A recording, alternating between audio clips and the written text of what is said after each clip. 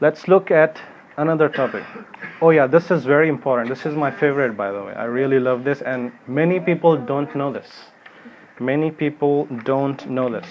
Even the adults don't know this.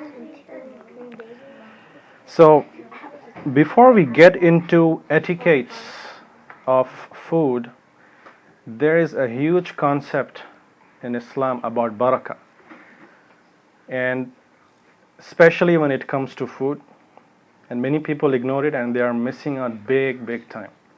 And we will get more into it as time goes by, but you have to understand a few things. But what exactly is barakah in the first place? In Arabic, Shaykh Islam can explain much better. He is an expert in Arabic language. But barakah, it basically means an increase of the goodness.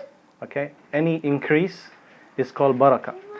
So the establishment of goodness, basically. And when it comes to food, what do you mean by increase? What are we increasing when we say barakah? So that I have listed here some increases. There can be many of that, but let me explain to you. Some of this is kind of obvious. So when you eat food, there is some goodness associated with it, but there are certain actions by which you can multiply a lot of that goodness. What are those actions? That's what we are going to talk about later after this slide. But there is not just one fixed benefit or goodness. There is huge. You can increase it as much as you want.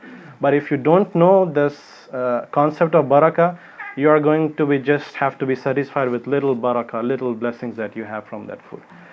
So blessings, that's what barakah usually is translated. But in general, what kind of blessings do you get out of eating food?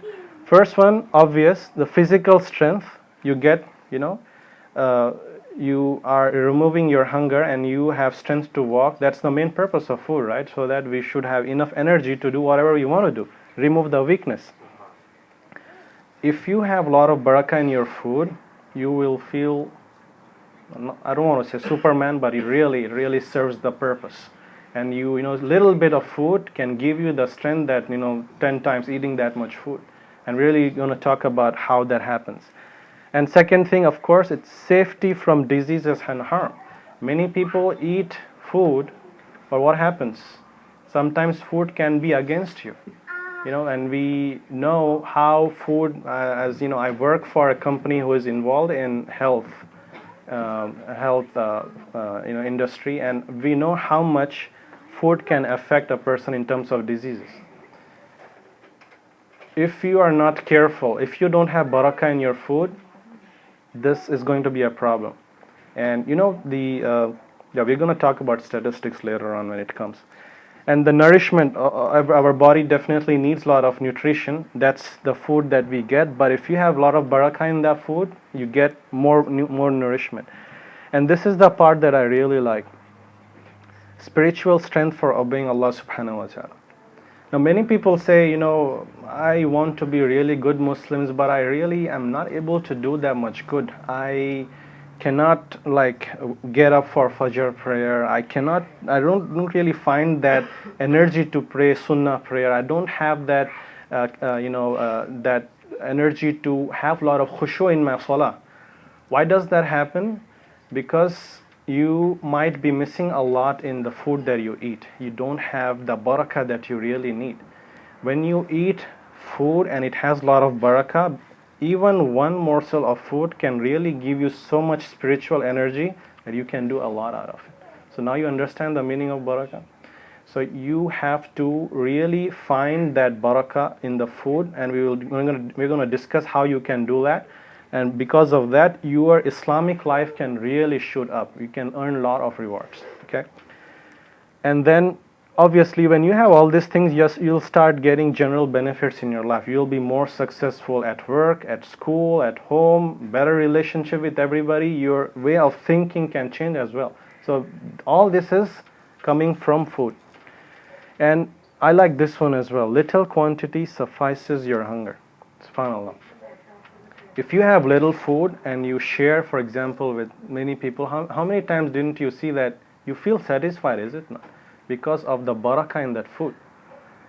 Sometimes you eat 2 plates of biryani and you still are like, I want to eat more. Even though your stomach is full, you still want to eat more. Why? Because you have absolutely no blessing in the food. That's the problem. If you don't have blessing, no matter how much you eat, you still want to eat more. So that's the problem. So even little quantity, if you have 1 plate of biryani and suddenly your friend comes, you're like, oh no, I have to share with him now.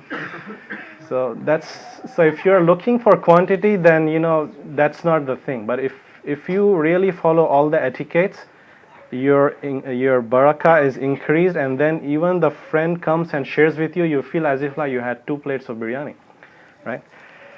And obviously the last one, the enjoyment, the taste. Sometimes the wife, for example, makes such a tasty, delicious food, but people at home don't like it. Even though it is very tasty food, because probably they didn't say Bismillah or something, and it's like doesn't taste good, and they take it lightly. They don't really appreciate the person who cooked. So if you follow all the etiquettes, and even while cooking the food, inshallah, the food will be very delicious and very tasty.